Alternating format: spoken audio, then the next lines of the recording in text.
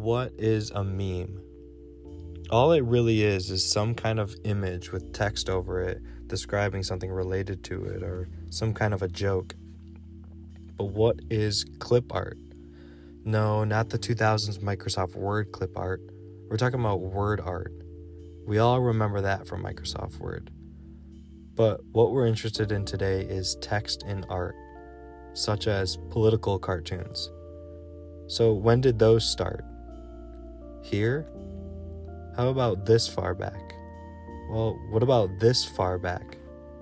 Now, what we're interested in today is how we got from here to here, not how we went from here to here. When did typography and art begin? Political cartoons are a good start. So when did those start? The Join or Die political cartoon is amongst the first examples of this artistic style. Originally, these cartoons were used to express outrage toward a certain political stance or ideology. Today, we see text and art as internet memes, graphics for clothing articles, and advertising for billboards. So who is Barbara Kruger? Kruger started out working for Condé Nast in the late 60s at a magazine called Mademoiselle. Kruger's career is sparked with the drive to catch people's attention early on. And what does this have to do with typography and art or streetwear? Let's take a look at her enormous body of work done after she left Condé Nast and the events that unfolded decades later. Kruger could be seen as the first meme artist, or more appropriately, the first person to popularize using text and art to grab people's emotions. She did this via direct address. You are not yourself, I shop therefore I am, and Money Can Buy You Love are just a few examples about how some of her pieces directly address the viewer, or at least put the viewer in the shoes of the artist. Kruger's work has become world famous, appearing on billboards, in skate parks, and museums. But who is James Jebbia, and what is streetwear's important role in all of this?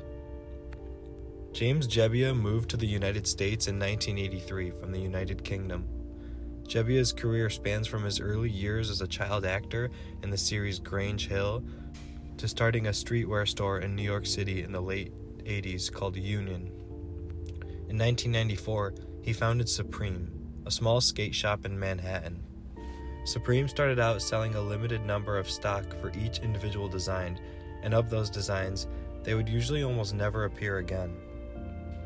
As Supreme grew in size, this format of releasing clothes in limited quantities would remain constant and serve as a huge driving force in creating the brand's scarcity. Scarcity, and therefore exclusivity, would be Supreme's big sell to the public. People use Supreme's limited clothing as a means of identifying themselves with a rare and exclusive group that sets them apart from the crowd. Celebrities caught wind of such in the early 2010s and started wearing the brand, adding to the ever-growing demand for the product. Stars such as A$AP Rocky, Tyler the Creator of Odd Future, and Kanye West, just to name a few.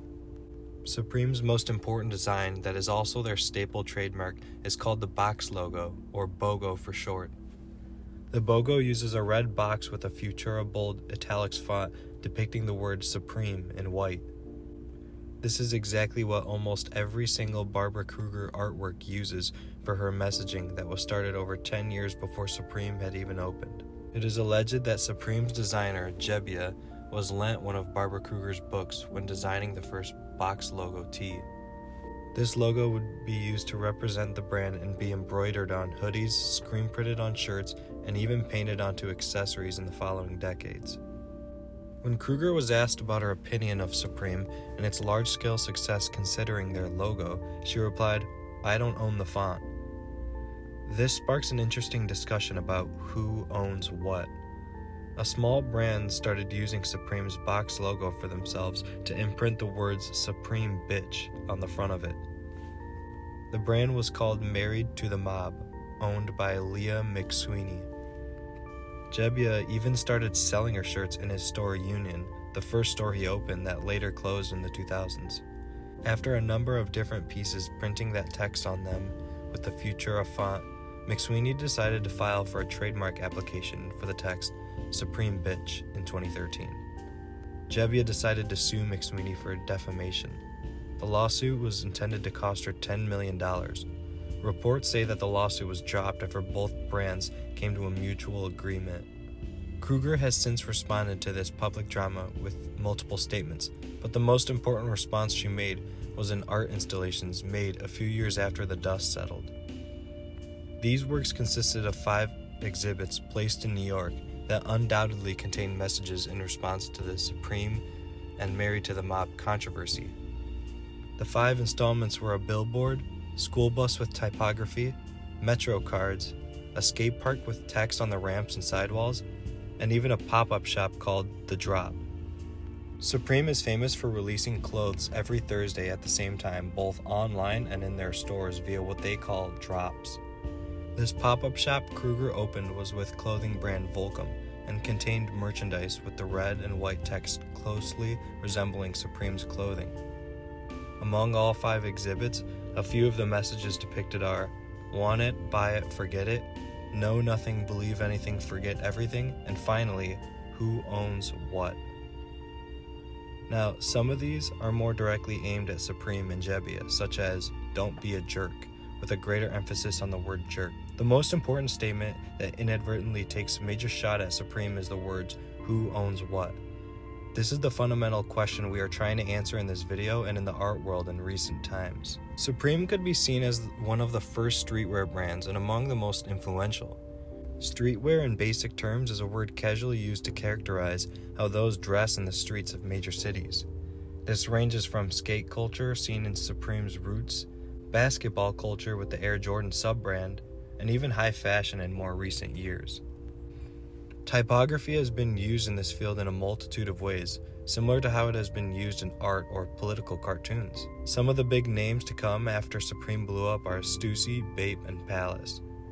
Off-White, a brand that started more recently than the previously mentioned brands, directly uses text to convey a wide range of messages about each individual piece.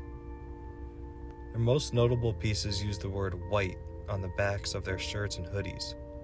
Virgil Abloh, the creator of this brand, who sadly passed away recently, has been scrutinized countlessly throughout his career for taking from other designers. We won't go in depth about his scrutiny, but here's a picture of his main logo next to the logo of a 1960s Scottish airport in Glasgow. Whether or not Kruger could have gotten away with suing Supreme in the 90s when they first launched the box logo is up for debate. But we do know Supreme has never attempted to sue Kruger for her installations in New York that use the Futura font on clothing. In my opinion, Gebbia is the real sellout here after he attempted to sue McSweeney. Kruger, on the other hand, is tapped in and authentic throughout, even despite her response. Her approach was neutral and didn't directly call Gebbia out. What do you guys think? Who owns what? And when introducing direct address via text and art, how does this affect the landscape in terms of artists stealing from each other? I guess this is for us to decide, ethically and legally.